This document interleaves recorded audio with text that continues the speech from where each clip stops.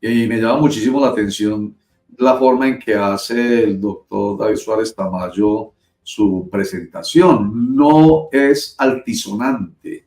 Mire que él dice, ojo que yo no estoy diciendo, no estoy señalando.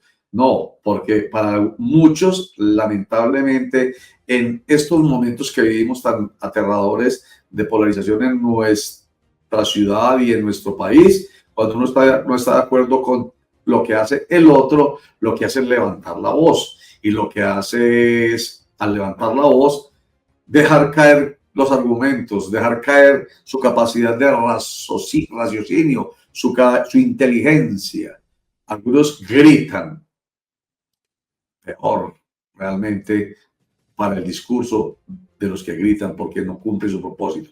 De eso vamos a hablar con nuestro invitado, el investigador y profesor universitario Mauricio Albeiro Montoya, a quien le damos la bienvenida a Clicracia, el poder de la información, un clic, la democracia en la información, formación para la democracia. Bienvenido, Mauricio. Roger, buenos días, muchas gracias. Un tema bastante interesante el que estaban tratando ustedes ahí. Aquí estaba muy atento y nuevamente muchas gracias por esta invitación que siempre me alegra mucho cuando puedo participar de estos escenarios. Muchas gracias también por esperarnos un momentico, pero la idea era que pudiéramos cerrar. Bueno, no quedó cerrado, pero sí por lo menos el capítulo de hoy. Bueno, oiga, estoy hablando del grito, de los gritos. Incluso va el título que pusimos para el día de hoy. José, el titular para esta conversación con usted es el siguiente. Reflexión sobre los gritos como sinónimo de irracionalidad, de poca inteligencia y de falta de argumentos, además de otras acepciones menos antidemocráticas, porque existe el grito de auxilio, que hay que hacerlo para que lo oigan más allá. Pero cuando se trata de argumentos no hay que gritar. ¿O sí, Mauricio Albeiro Montoya? Bueno, aquí habría que pensar varias cosas, ¿no? El concepto de grito es un concepto históricamente bien curioso, ¿no? En su modalidad de verbo, es decir, como gritar, la historia y la etimología se remontan hasta un término clásico latino que era el de quiritas, que era un término con el que los antiguos romanos llamaron a un pueblo que fue vecino suyo cuando empezó su constitución. En la península itálica, cuando los romanos fundan Roma, ellos tenían dos vecinos. Unos eran los etruscos y los otros menos conocidos eran los sabinos. Y resulta que ese era el término quiritas con el que los romanos llamaron a los sabinos. Los llamaban así porque estos vivían cerca a una colina conocida como la Quirinal y además adoraban a un dios, el dios de la guerra, que era conocido como Quirino.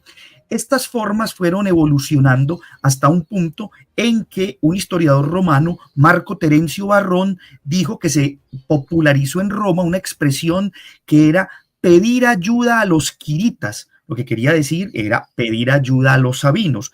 Y esto evolucionó a tal forma de un término que es el de quiritare, que significa gritar por socorro, gritar por ayuda. Y así empezó a evolucionar la palabra en muchas lenguas, entre ellas el español, hasta llegar a la expresión gritar, ¿cierto? Entonces, digamos que ese es como el contexto histórico que vale la pena, pues, como mencionarlo.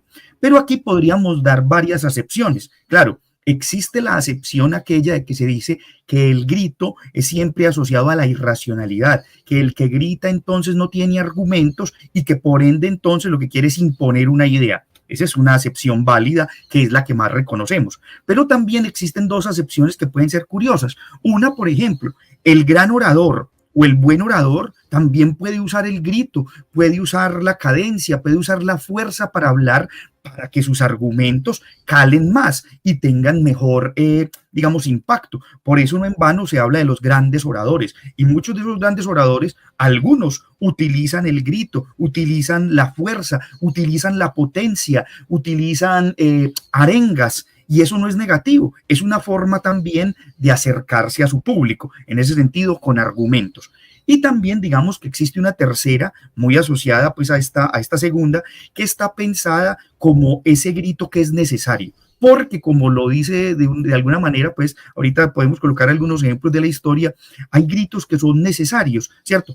Vamos a colocar un ejemplo ahora tan actual con lo que está sucediendo en Gaza. Miren, por ejemplo, para muchos lo de la flotilla Sumut era un grito desesperado por la ayuda humanitaria hacia Gaza. Pero, por ejemplo, en los 2 últimos días, antier y ayer, cosas que casi no salen en los medios, pero que hay que replicar también, la población gazatí, los palestinos que viven en Gaza, salieron a manifestarse gritando en contra de Hamas y diciendo Hamas no nos representa. O sea que es un grito también a la comunidad internacional, y ese no es un grito irracional, es un grito que de alguna manera también lo que hace es un llamado de auxilio. Por eso no es curiosa esa etimología y esa acepción histórica de gritar para pedir socorro, para pedir ayuda. Entonces, en ese sentido, pues yo creo que nos vamos ahí ambientando con este término, y voy a hacer aquí pues no una cuña porque no tengo ninguna referencia pues económica frente a eso.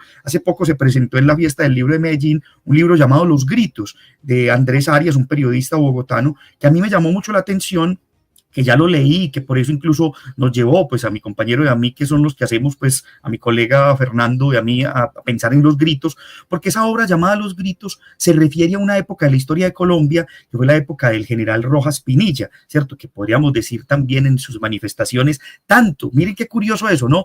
En 1953 quienes gritaron a favor y estuvieron se exacerbaron y fueron felices por la llegada de Rojas Pinilla en el 53, en el 57 gritaban para que lo sacaran, y en el 70 volvían a gritar porque aparentemente le habían robado las elecciones. Entonces mire las concepciones de los gritos, cómo nos van llevando históricamente por unos escenarios que nos ponen a pensar.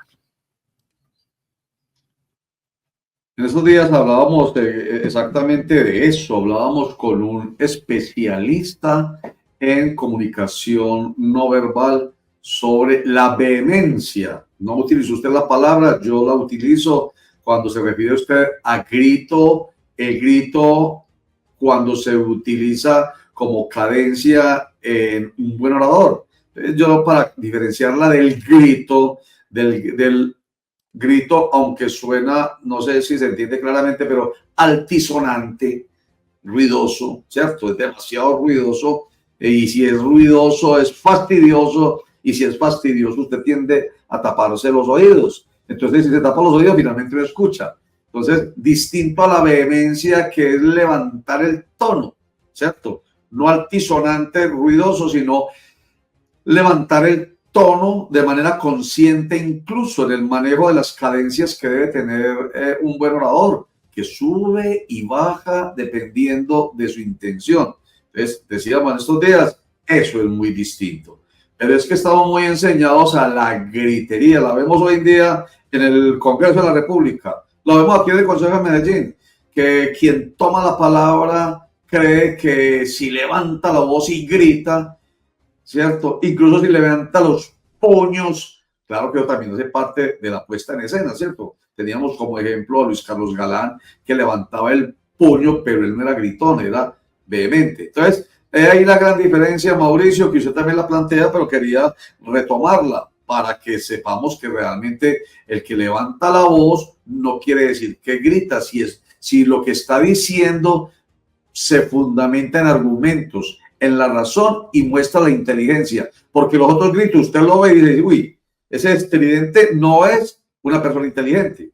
Sí, cuando el grito se asocia con la algarabía y el desorden, pues obviamente es aquello que hace ruido y que desordena las cosas, pero cuando el grito es necesario, mire, voy a colocar varios ejemplos para que veamos el concepto. Por ejemplo, nosotros hablamos de los gritos de independencia, ¿cierto? Y el grito de independencia entonces se entiende como una forma de llamar la atención por algo y que ya usted no quiere ser dependiente, ya no quiere estar amarrado a nadie. Hablamos, por ejemplo, va a sonar esto raro lo que voy a decir, los gritos silenciosos. Eso suena como un oxímoron, como una contradicción, pero hay gritos silenciosos que se pueden encontrar en el arte. Por ejemplo, en la Piedad de Miguel Ángel, ¿cómo no entender que esta mujer, la madre de Jesús, María, cuando recibe a su hijo que es bajado de la cruz, tiene un grito silencioso, mira al cielo, pero ahí hay un grito silencioso? Hay otros gritos que son más estridentes, pero que también están llamando al auxilio. Por ejemplo, en el Guernica de Picasso, en una de las escenas se muestra a una mujer con la cabeza hacia atrás, el rostro tirado atrás, con su hijo pequeño en brazos, ¿cierto? O los gritos que también profieren aquellos que son torturados, los gritos que profieren las comunidades cuando están en contra de un gobierno que es autocrático, los gritos que son ignorados. Pero mire, en la historia del arte hay un referente que a mí me llama mucho la atención y es el grito de Edvard Munch, un artista noruego que a finales del siglo XIX hizo una pintura que para todos es muy famosa. Si no la han visto, pues pónganla ustedes ahí y la pueden encontrar en internet. El grito de Edvard Munch es un personaje del expresionismo atrás, un puente, y él como con el rostro desencajado, como gritando a la humanidad, ¿cierto? Hay una referencia que luego en el siglo XX, después de la Segunda Guerra Mundial, algunos dicen que es leyenda, otros dicen que es realidad.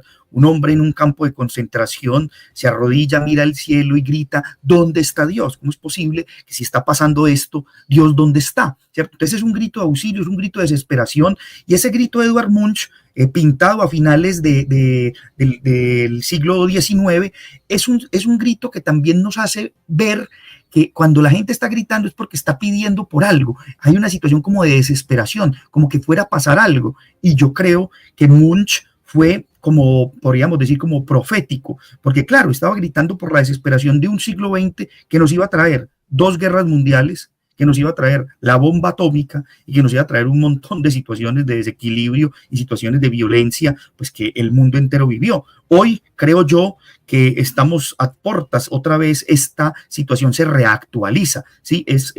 Yo recuerdo mucho un profesor en la universidad que nos decía que muchas de las obras, muchas de las cosas que uno estudia de la antigüedad, no es que vuelvan al presente, sino como que se resemantizan, se resignifican en la actualidad, y hay que saberlas leer para entender lo que eso nos quiere decir. Entonces yo creo que eso también hace parte de este ejercicio, cuando uno piensa en los gritos como una expresión de angustia, como una expresión de terror. Y ahí entonces viene, digamos, toda esa concepción de llamar para pedir auxilio, llamar para pedir ayuda. Entonces, ese grito, entendido como un socorro o como una necesidad, también es una acepción de entender. Por eso es tan interesante poder hacer un análisis de las palabras, porque hay palabras que terminan siendo como parias, ¿cierto? El término, pues como que esa palabra no la usen, esa palabra no se puede utilizar, y cuando a veces esas palabras son las que en realidad le dan sentido a la construcción y al escenario en el que nosotros continuamente vivimos.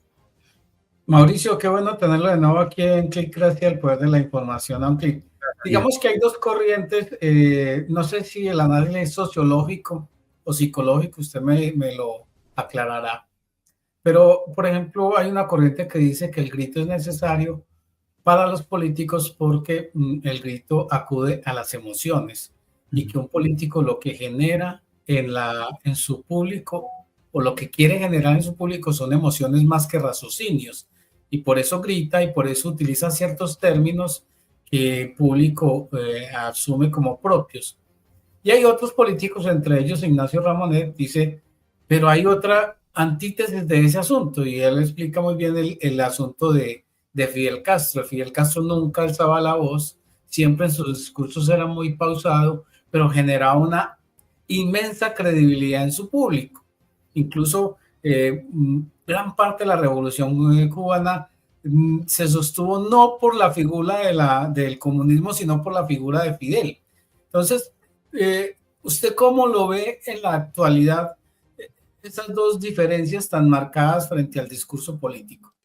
Bueno, a ver, voy a empezar, Javier, utilizando una frase de Miguel de Unamuno, el famoso filósofo español, que decía que los hombres gritan para no oírse, ¿cierto? Esa es una metáfora incluso muy bella. Los hombres gritan para no oírse.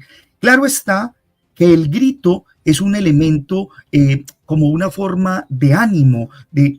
Vos lo colocás en el caso de la política, sí, pero coloquémoslo también en los escenarios, por ejemplo, deportivos, ¿cierto? Cuando en un estadio, por ejemplo, la efervescencia del público grita, vamos, se puede, adelante, el jugador o quien esté ejerciendo en ese momento el escenario deportivo, pues siente como una fuerza de los gritos que vienen de la tribuna y hace que de pronto su fuerza lo lleve a ser ganador, o también al contrario, lo apabullan, esos gritos apabullan al contrario y le da temor.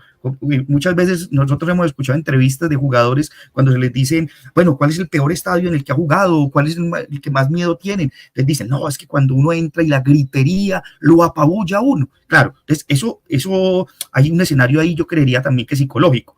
Ya en el ámbito político, claro está que hay un punto intermedio, aquel hombre que tiene una voz potente, aquel hombre cuyos discursos, pensemos en una figura política colombiana, Gaitán, ¿cierto? Jorge Eliezer Gaitán. Escuchen ustedes los discursos de Gaitán, los gritos de Gaitán, la fuerza de Gaitán en sus palabras cuando hablaba, no eran unos gritos vulgares, no eran unos gritos groseros o sin argumento, ¿cierto? Incluso sus gritos o su forma de subir y bajar el tono era una forma también que animaba a la gente y le generaba mayor pasión a él y además mayores adeptos. Entonces, por ese lado podemos decir que sí. Pero obviamente también está aquel que con un discurso parsimonioso, tranquilo, pues puede generar credibilidad, porque también eso depende mucho de quien escucha, de quien es como si fuéramos a leer, ¿cierto? Vamos a pensar ya no solamente en lo oral, sino en la lectura. Busquemos un texto que nos guste y que si utiliza un montón de palabras fuertes o que tiene un montón de imágenes fuertes, a uno le puede generar recelo, a otros les puede gustar. Entonces depende mucho también de quién escucha. Y voy a colocar un escenario con todo esto que tú planteas. Mire, para nosotros hoy eso puede ser más común o digamos es un escenario más recurrente por la televisión, porque vemos las imágenes de la gente gritando o moviéndose, como acaban de mostrar ustedes ahí a Galán. Pero imaginémonos, por ejemplo, en el tiempo que solo existía la radio, cuando escuchábamos solo la radio, o cuando escuchábamos, por ejemplo, yo recuerdo mucho a mi mamá cuando niño escuchando las radionovelas. Entonces, en las radionovelas, en la radio transmitía algo y uno sabía, por ejemplo, qué personaje era. A veces es un personaje más tranquilo, mira cómo habla pausado. Pero si había alguien que ejercía violencia, obviamente llegaba con más fuerza y con más potencia y llegaba gritando, ¿cierto? Entonces, mira todos esos escenarios que se van tejiendo alrededor de esto. Pero digamos que uno de los puntos centrales, digo yo, de la conversación o de esta preocupación por la palabra grito es entender que hay una variedad de acepciones y que también depende del oyente de cómo esos gritos influyan o no en él y en sus emociones. Estaba por aquí viendo yo el efecto del grito, especialmente en la audiencia, el efecto de la audiencia, especialmente en lo político. Y entonces, a ver, como retomando cosas que usted dice, el grito en efecto sacude, atrae, ¿cierto? Y suscita emociones. Eso es así de claro. Genera la atención. Ay, pucha, ¿quién gritó? Entonces, claro, atento. Y hay algo bien importante que dice que representa a sectores frustrados. Esos sectores frustrados, eso se aplica mucho entonces para el populismo. Porque el populismo en política tiene que ver con alguien que se llama el defensor, el salvador, el mesías, en defensa de una población X, en contra de el statu quo, por ejemplo, o el trato de un personaje. Hoy lo vemos, el populismo de derecha, el populismo de izquierda, se utiliza mucho en contra de el petrismo, en contra del uribismo, ¿cierto? Depende de quién coge el discurso, entonces utiliza el discurso populista y se mete a los sentimientos. Venga, que si yo soy su defensor y llamo la atención y grito el nombre suyo.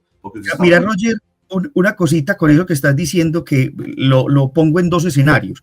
Un escenario es históricamente también, no sé si ustedes recuerdan, a Gaitán le tenían un apodo, digamos, político que era muy curioso. A Gaitán le llamaban el tribuno del pueblo. Ajá. Y miren ese término tan interesante, porque ¿quién era el tribuno en la antigua Roma ante el Senado? El tribuno era la voz del pueblo frente al Senado, y el tribuno hacía una serie de discursos que incluso en ellos subía la voz para poder decir, aquí están los reclamos del pueblo, ¿cierto? Entonces el tribuno con una, digamos, obligación y también con un hecho importante, que era denunciar ciertas cosas y por eso las gritaba. Y miren, vámonos a dos escenarios, uno incluso bíblico y otro de masas. El bíblico, que incluso a veces uno lo escucha, y esto es una metáfora. Si yo callara, hasta las piedras gritarían. ¿cierto? Que eso es lo que decía Juan el Bautista, que en el desierto, los profetas decían eso, si ustedes me callan a mí, si ustedes callan lo que yo quiero gritar y lo que yo quiero decir, hasta la piedra, hasta las piedras lo van a repetir, hasta el eco lo va a repetir. Y el otro escenario, en el escenario político de los mítines, por ejemplo, están las arengas. No en vano, por ejemplo, cuando se repite un estribillo y se grita el estribillo, mientras más se grite es para que más se escuche, ¿cierto? Abajo, abajo, abajo, o arriba, arriba, arriba. Entonces el estribillo también desde el grito permite eso y permite consolidar algo. Y es como estampar una idea que ya diremos si es buena o mala, pero se estampa la idea y se utiliza la voz para ello. Exactamente. Entonces se encienden pasiones. Ahí está la imagen de Jorge Eliezer Gaitán, el tribuno del pueblo, claro, esa definición de lo que él era y hacía como orador es perfecta. Ahí está Jorge Eliezer Gaitán. Pero entonces termino la idea de el grito que enciende pasiones y es muy utilizado en el populismo a algo bien importante que es en lo que creemos nosotros muchísimos, también nos lo ha ratificado de alguna manera, es el costo alto que tiene en la credibilidad, ¿cierto? Porque entonces, en la medida en que se levanta el tono a esos niveles de gritería, entonces se pierde lo que hemos venido diciendo al principio, el argumento, la razón, la inteligencia. Uno dice, ese tipo tan fastidioso, ¿dónde está su inteligencia? Es un tipo irrespetuoso, intolerante, irresponsable, grosero, termina siendo, incluso el grito lo va llevando y lo va arrastrando como que si fuera una soga que lo arrastrara a decir cosas que incluso ya se salen de acá y empiezan a decirse de las vísceras y entonces empieza a injuriar y a calumniar, empieza la infamia. Entonces hay que tener mucho cuidado con eso, ¿no, Mauricio, en ese sentido? Un discurso puede ser un discurso fuerte y no necesariamente grosero. ¿Dónde podríamos empezar a ver que los gritos o estas formas de tono fuerte empiezan a afectar? Cuando empieza, por ejemplo, la calumnia, cuando ya empieza las falacias, cuando ya empieza el insulto personal, ya ahí claramente no hay ningún argumento y el grito se utiliza para exacerbar a las masas, ¿cierto? Y para llevarlas por la irracionalidad. Pero lo que yo sí quiero que quede hoy, digamos, como en el escenario para que la gente piense, es eso, o sea, que las palabras en sí mismas tienen unas acepciones que incluso, así nos parezcan curiosas, son acepciones positivas, porque como dijimos en uno de los apartados del inicio de la conversación, hay gritos que son necesarios, porque también así como decimos que esos gritos pueden ser peligrosos por lo que generan, hay gritos que son necesarios porque hay gente que no grita simplemente por guardar las apariencias. Cuando de verdad sea necesario gritar, hay que hacerlo.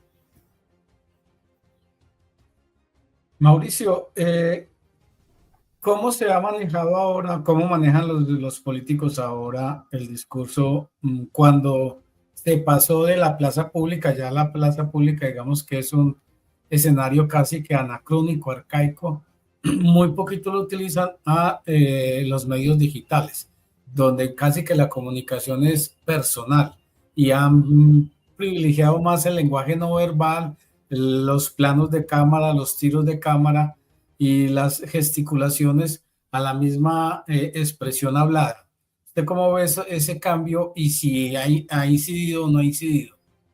Yo creo que sí, digamos que la política incluso también se va adaptando a los contextos en los que va jugando. Hoy tenemos una gran variedad de plataformas, Facebook, Twitter, Instagram, incluso eso que permite crear nuevas formas yo creería que en las nuevas plataformas el grito está asociado con el impacto que tenga lo que en esos pocos minutos o en ese video o en ese formato pueda generar el político, o sea, el impacto, digamos, pues los likes, los comentarios, el hecho de que eso se replique y se envíe por cadenas de WhatsApp, se envíe por cadenas de Facebook, de Instagram. Entonces, ahí estaría, por ejemplo, el impacto. El grito hoy podríamos asociarlo con el impacto que generan las redes sociales en un nicho o en un grupo o en una comunidad. Entonces, claro, obviamente las estrategias cambian y como usted muy bien lo dice, ya no es común ver a los políticos en los escenarios públicos,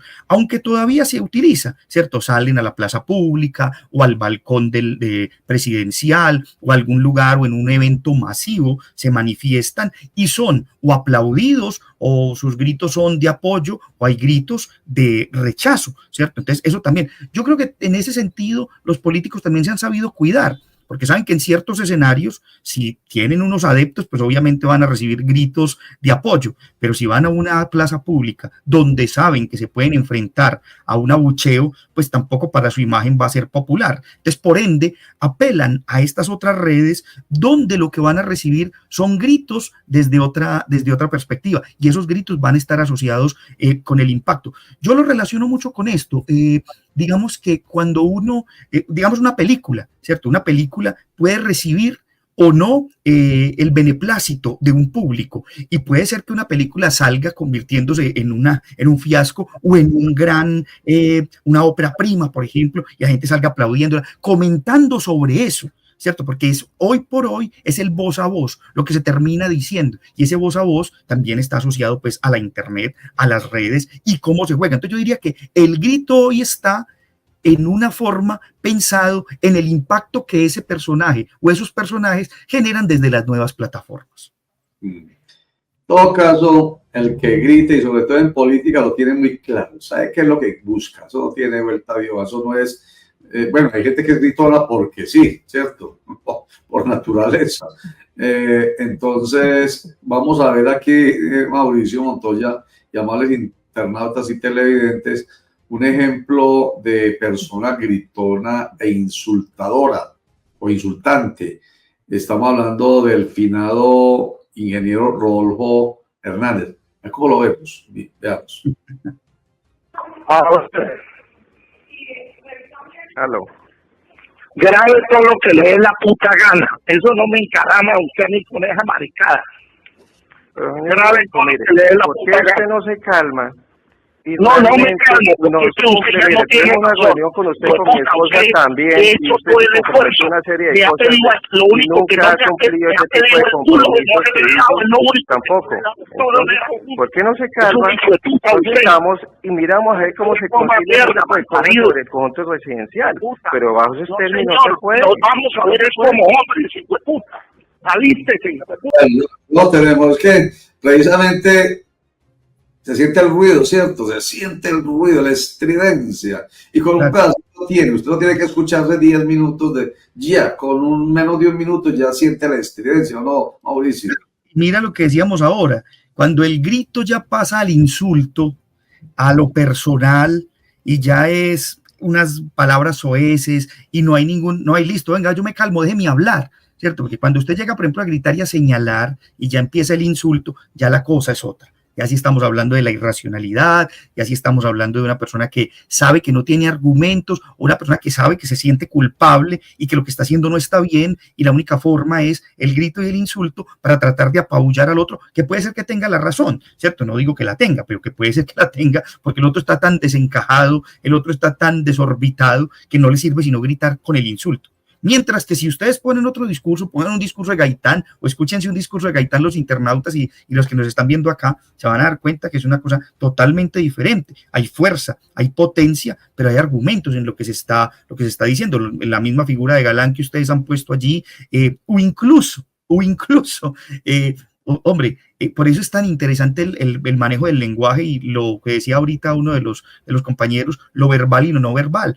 Miren los discursos de Hitler o miren los discursos de Mussolini.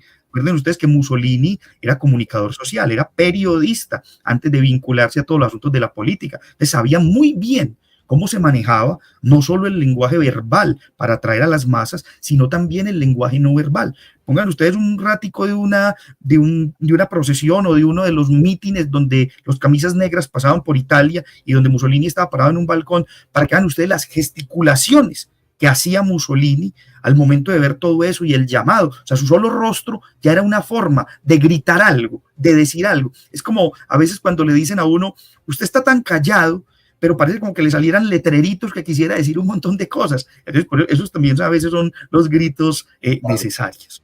El gesto grita, el cuerpo grita, no necesariamente la voz. Laureano Gómez. olvidando la doctrina, se envenena con los personalismos. ¡Ay del Partido Conservador! Si rompiendo sus tradiciones y disciplinas se deja invadir por las estériles agitaciones politiqueras. Parece que estoy escuchando un discurso ahorita, igualito. Sí, claro, y ahí, por ejemplo, Laureano Gómez, el mismo Alberto Lleras, Camargo en su momento, Gaitán, como lo mencionábamos, todos ahí tenían ya otra forma. Claro, ya ahí había que hacer otra ruptura, ¿cierto? El que grita, ojo, listo, bien, pero lo que viene después es analizar el discurso, qué tanto de cierto tiene y de verdad tiene el discurso del que grita, aunque grite tranquilamente, ¿cierto? Porque sí, está bien, me enamora, sus gritos me apasionan, pero ya después viene el análisis del discurso para saber si lo que hay allí sí es real o no. Una nación asediada por el desequilibrio, la injusticia ¡Hola! Grandes brechas sociales y económicas dividen la comunidad colombiana y el medio político, a pesar de tantos y tan notables esfuerzos, no fue pródigo en realizaciones. Sí. Ahí, por ejemplo, en ese famoso que usted recuerda de Mamola, es eso, la arenga, ¿cierto? Y esa arenga queda en el público y esa arenga queda en la gente. Por eso los mítines tienen eso, estribillos para repetir o las pancartas que la gente repite. Entonces, en esas formas también, o sea, a pesar de que la palabra calle, como la que tenemos aquí, los otros gritarán, las piedras gritarán, los carteles gritarán. Entonces, eso también es una forma metafórica y poética de entender el grito. Muy bien. Y terminemos con el grito de Monch. Véalo ahí. Qué imagen espectacular, ¿no, Mauricio? Sí, claro. Y esa imagen, como les decía yo ahora, es una imagen que va a pensar, aunque es pintada a finales del siglo XIX, pareciera visionario Edvard Munch al entender que, claro, el grito también puede ser un grito de horror, de miedo y de angustia. Y eso es lo que Munch trata de mostrar ahí y que, claro, se ve corroborado finalmente en un siglo XX que va a ser aterrador con 2 guerras mundiales, la bomba atómica, la Guerra Fría y todo lo que vivimos, ¿cierto? Entonces, por ejemplo, no sé si habrá que reactualizar hoy en la figura de Munch, porque esos gritos también son de alarma, de que puede pasar algo. Miren, yo termino con una curiosidad de un término bien interesante. Hace unos meses estuve en Perú y me llamó mucho la atención porque yo hice una pregunta pues como para ir a algún lugar y me dijeron, es que vaya, pregúntele al sereno. Y yo, al sereno, sí, al serenazgo. Yo, al serenazgo, qué curioso, porque se me vino a la cabeza, porque el sereno era un término que se usaba en la colonia. Ya que en Lima existe hoy una especie de policía no armada, que se conoce como el serenazgo o los serenos, que son los que acompañan a la policía, pero son los que hacen el llamado. Son como los que gritan cuando hay algún problema para que llegue la policía armada a actuar. Entonces, y el sereno en la colonia tenía esa particularidad. El sereno era el encargado durante la época colonial en los cabildos de estar atento si había, por ejemplo, una situación es como decir una alarma, como una situación de peligro por un río, un deslizamiento o alguna catástrofe. El sereno gritaba y anunciaba para que la gente saliera, corriera a protegerse. Entonces, mire lo importante también del grito en esas concepciones. Y en esos casos, si no grita, no lo oyen. Exacto. Mauricio Montoya, mil gracias nuevamente por estar con nosotros. Este espacio es para atender e incluso aprender. Yo creo que aprendemos mucho. Gracias a usted, Mauricio. Gracias, Roger. Gracias a todo el equipo y un saludo para todos. Gracias, Mauricio Montoya. Y nosotros insistimos en todo caso en que el grito, cuando no es escogido para el momento como el de Mamola, como el momento en que se necesita la arenga que despierte, por ejemplo, o que se fije en la mente de una persona como ese estribillo que lo identifica, en el discurso es necesario gritar, porque se le pierde credibilidad con seguridad.